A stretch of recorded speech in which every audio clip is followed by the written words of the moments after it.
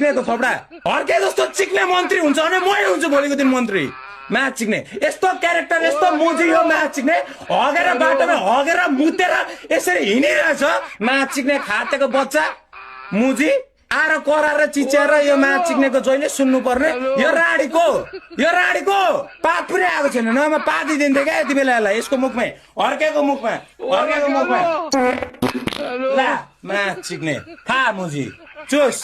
तिमीहरू को छेस अगर तिमीहरू हर्केलाई मन पराउँछ हर्केलाई फलो गर्छस् भने हट भाइ राजेश हमाल पनि यहाँबाट हट अरू सबैजना यहाँबाट हट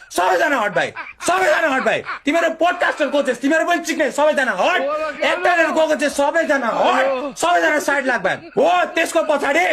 यहाँ राजेश हमाल आएर म हर्क साम्बाको पछाडि हुन्छ नि फक राजेश हमाल साला चोर अरूलाई जे भनेको छ अनि यसको झोले आउँछ गाली गर्न के भनेर त्यस्तै खाले त्यसको झोलेहरू अनुहार हेर्दै क्या त्यो सबै त्यो त्यस्तै छ क्या भाइ त्यो जातीय झगडा गर्ने भाइ तिनीहरूको सोच केही छैन हर्के सर्के भन्ने हटेर जा भाइ अनि त्यसको पछाडि छ अर्को एउटा लुते त्यस्तै त्यो के हो त्यो एरियन के भन्ने त्यो म्याच चिक्ने त्यस्तै छ फेरि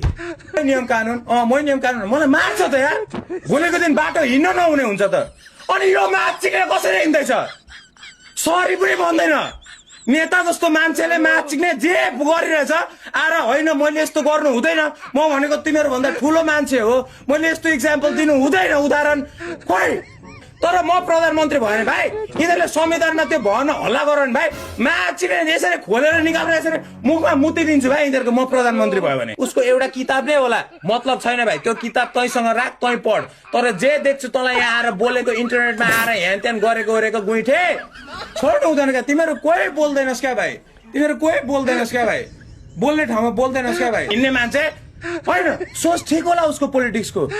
नेपाल बनाउनुलाई हिँडेको होला खोइ त काम छैन खातेको बच्चा साला